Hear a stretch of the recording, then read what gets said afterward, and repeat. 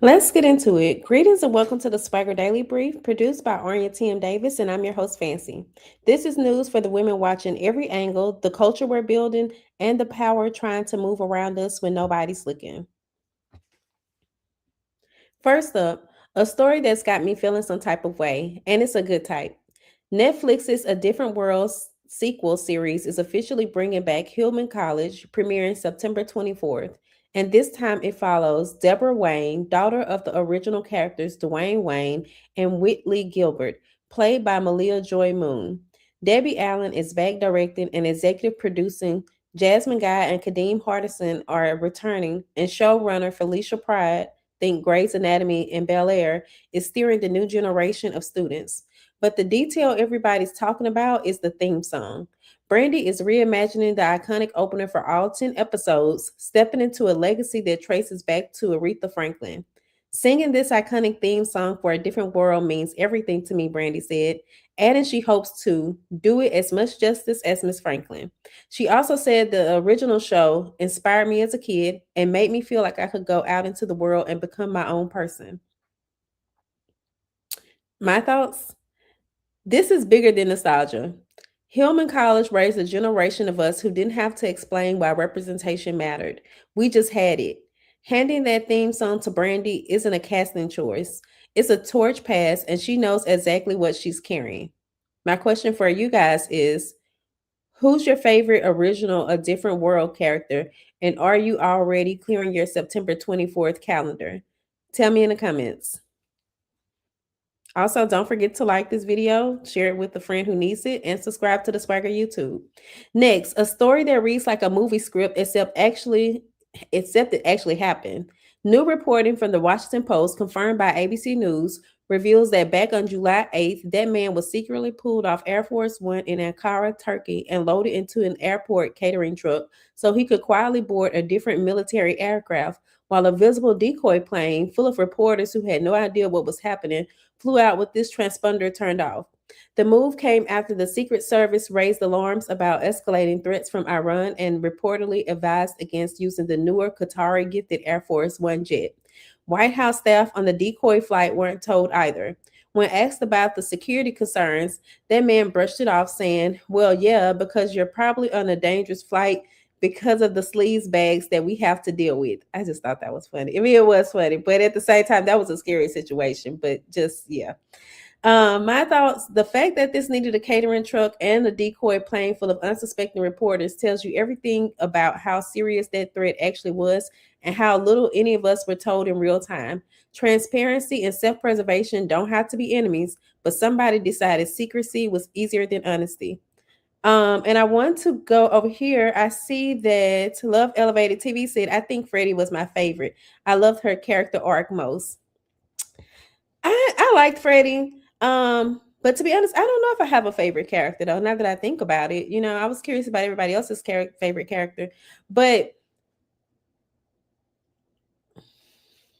I don't know. I kind of want to say it was probably Whitley because at the time I just thought she was so pretty, as a young girl, and just seeing her with all her class and all of that, that was really memorable to me most.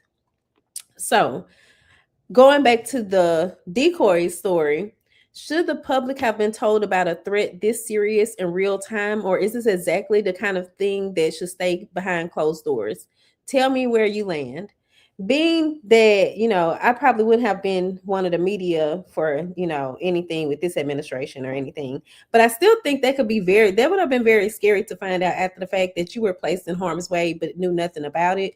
Then at the same time, I'm like, should we be telling all of our secrets to, like those type of things to other countries? But then at the same time, being how I feel about the current administration, I'm kind of like, you know what, it kind of don't even matter. But last story today hits closer to home for anybody who's ever needed help paying for school.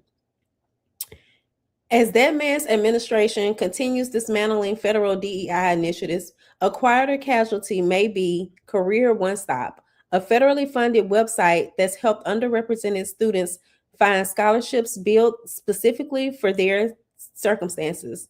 According to Haiti, the platform is now on the list for potential elimination as part of the broader rollback, which would strip away one of the few tools designed to connect Black and Brown students directly to financial aid tailored to them, not just generic listings buried in a search engine. And I think we've all know what that's like. Um, my thoughts is this is the part of the DEI conversation that doesn't trend. Nobody's posting about a scholarship database getting quietly shut down, but that's exactly how access disappears, not with an announcement, with the deletion. So they're not going to tell us. Instead, we're just going to discover that the site is gone, but that site was really valuable, and we didn't realize how valuable it was until, it's now at risk of being deleted. But my question for you guys is, did you use a resource like Career One Stop to find scholarships, or did you have to basically piece that search together for yourself? Tell me how you found your funding for school. I shared when I did this broadcast on TikTok that I actually had been paying this company, and they gave me like this big binder full of scholarships, and I never really used anything from those scholarships though. But at the time, I think I maybe started it in my junior or my sophomore year. And I remember like actually paying for this out of my little McDonald's check every month to make certain that I would have these opportunities. And then when the time came around that I needed it, I was no longer paying for it. So I no longer had the book, the binder or whatever. But I actually did find a lot of scholarships, but it was more so through my own uh me finding them on my own, or either the school counselors helping me with those.